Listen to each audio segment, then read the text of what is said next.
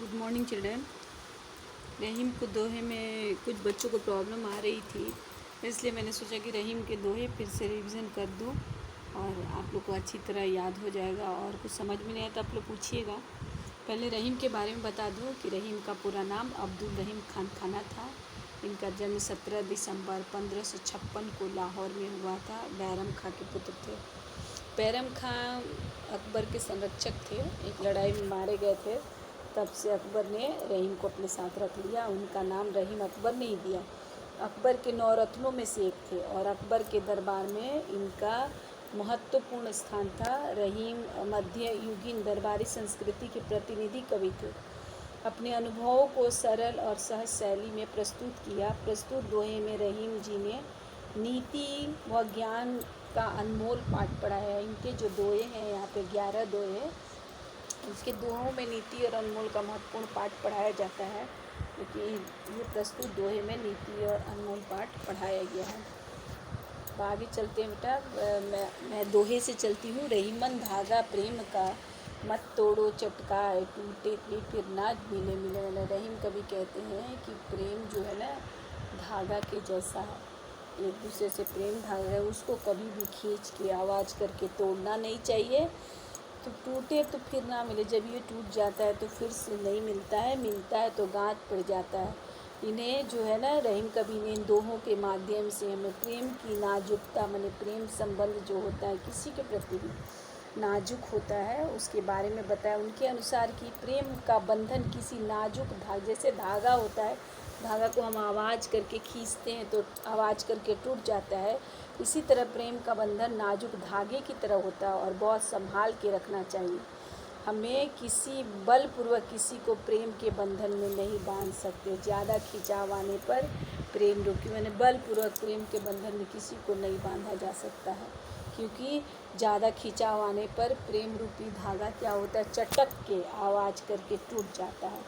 प्रेम रूपी धागे टूटे रिश्ते, मतलब जिससे हमारे रिश्ते टूट गए, जिससे हमारे रिश्ते कमज़ोर पड़ गए, रिश्ते ख़त्म हो गए, उसको रिश्ते को फिर से जोड़ना बहुत ही बेहद मुश्किल होता है। अगर हम कोशिश करके प्रेम के रिश्ते को फिर से जोड़ लें, चाहते हैं जोड़ना और जोड़ लेते हैं, तब भी लोगों के मन में कोई कसक बनी रह जाती है।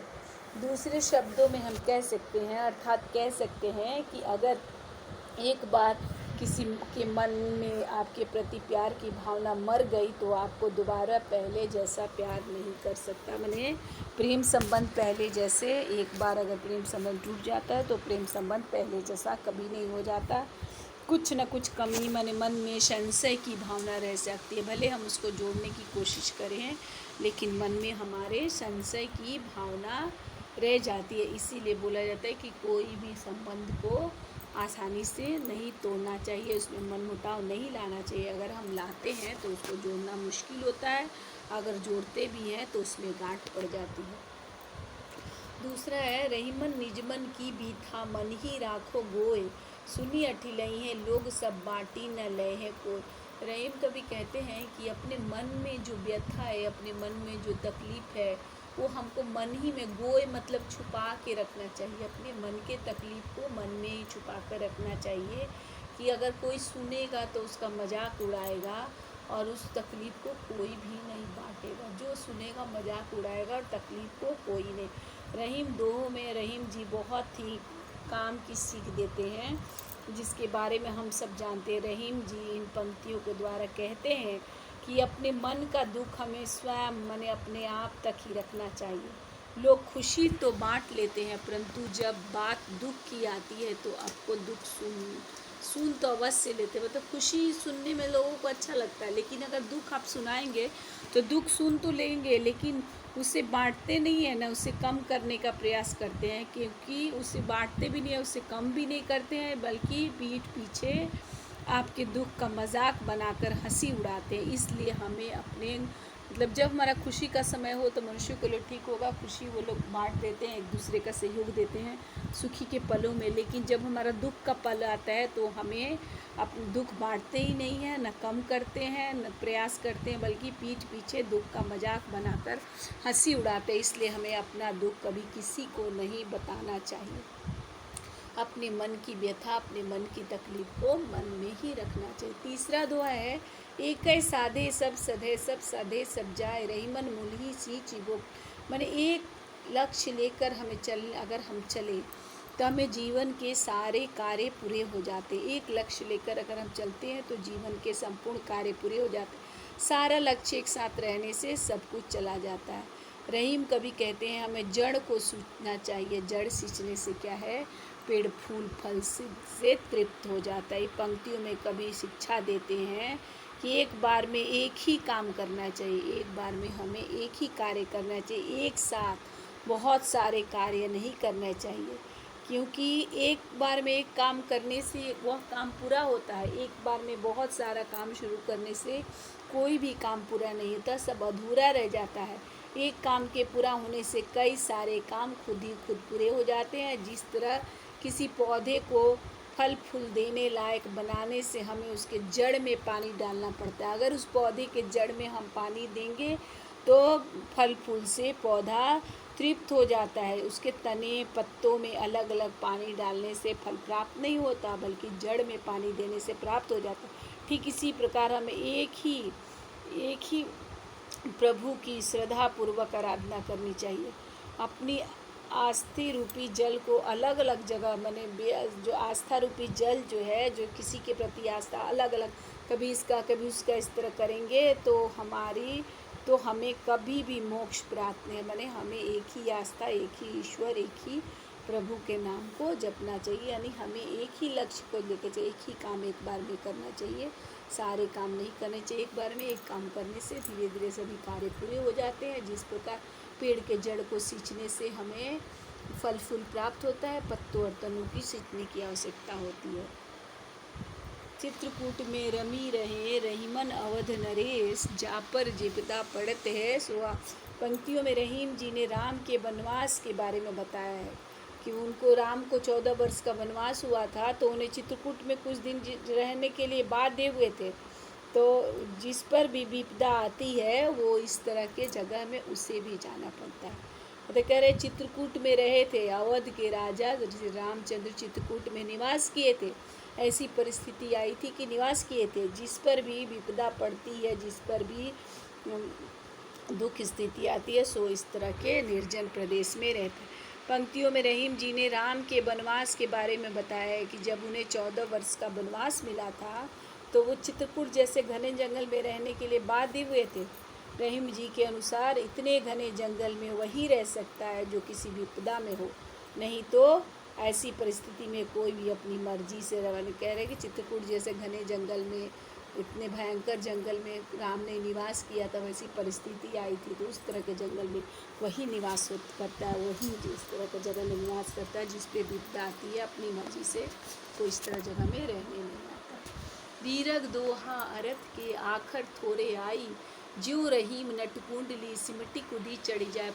कवि ने हमें एक दोहे की महत्ता को बताया है। दोहे में के चंद शब्दों में ढेर सारा, मैंने वो बोलते थे कि दीरग दोहा, दो अर्थ के, मैंने दोहे का अर्थ बहुत बड़ा होता है, उसमें अक्षर बहुत कम होते हैं। जैसे रहीम कवि कहते हैं नट जो होता है, नट जो कुंडली मारने की कला में प्रवीण होता है, वो कुंडली सिमट के गोल बन के छोटा रूप धर के कुंडली मार के रस्सी पर चढ़ जाता है। उसीलिए कभी हम एक दोहे की महत्ता को बताते हैं कि दोहे में थोड़े शब्द होते हैं लेकिन ढेर सारा ज्ञान भरा होता है जो हमें जीवन की महत्वपूर्ण सीख दे जाते हैं। जिस तरह कोई नट कुंडली मार कर खुद को छोटा कर लेता है, उसके बाद नट क्या होता है, कुंडली मार लेता है, गोलाकार रूप धारण करके अपने आप को छोटा बना लेता है और उसके बाद ऊंचाई तक छलांग लगा देता है। उसी तरह एक दोहा में कुछ ही शब्द होते हैं लेकिन वो शब्दों के अंदर बहुत सारे ज्ञान निहित होते हैं।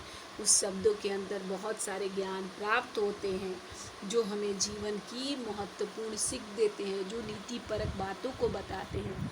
तो इस तरह बोल रहा है कवि ने दोहे की महत्व, दोहा कितना महत्वपूर्ण होता है, थोड़े शब्दों में कितने अर्थ भरे होते हैं, इसके बारे में कवि ने इस दोहे के माध्यम से बताया। धनी रहीम जल पंको लघु जिय पियत अघाय, उदती बढ़ाई कौन है जगत पियासो जाए।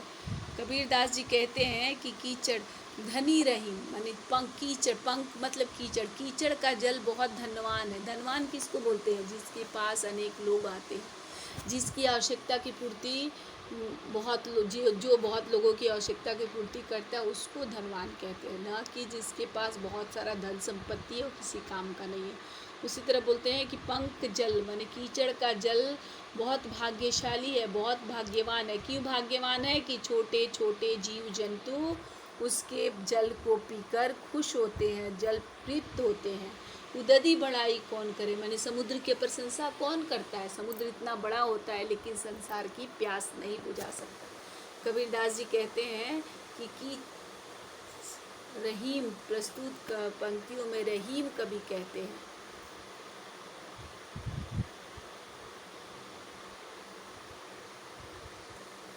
कीचड़ का थोड़ा सा पानी भी धन्य है, क्योंकि कीचड़ रहीम कबीर का नहीं, रहीम कवि कहते हैं कीचड़ का थोड़ा सा पानी भी धन्य है, क्योंकि कीचड़ होने के बावजूद कितने सारे कीड़ों मकोड़ों का, छोटे छोटे पक्षियों का प्यास बुझा देता है, छोटे छोटे जीव जंतुओं का प्यास बुझाता है। वहीं दूसरी ओर सागर अपार जल, सागर का जल तो बहुत विशाल होता है, आर से पार नहीं किया जा सकता। पार जल किसी को भी प्यास नहीं बुझा जाता है, कभी को किसी काम का नहीं लगता है। यहाँ कवि ने ऐसे गरीब के बारे में बताया है। माने कीचड़ का जल क्या है? कीचड़ में तो थोड़ा सा जल होता है, जिसके पास धन नहीं होता, कीचड़ के पास बहुत ज़्यादा जल नहीं है, लेकिन सबको पिलाकर उसका जल पीकर सब तृप्त होते हैं। और जिसके पास ढेर सारा धन, ऐसे अमीर जो समुद्र जैसे होते हैं, जिसका पास ढेर सारा धन होता है लेकिन वे दूसरे की मदद नहीं करते, दूसरे को मदद करना उचित नहीं समझते, तो उसका धनी रहना व्यर्थ है। इस प्रकार मैंने आज 6 दोहा रिवीजन करा दिया, 5 दोहा और कल रिवीजन कराऊंगी। बहुत लोग बोल रहे थे कि हमें रहीम के दोहे में प्रॉब्लम है, इसलिए मैं फिर से इसको पढ़ा दिया। अगर किसी को प्रॉब्लम है तो फिर से पूछिए। धन्यवाद बेटा, घर में रहिए, सुरक्षित रहिए, खुश रहिए और पढ़ाई कीजिए।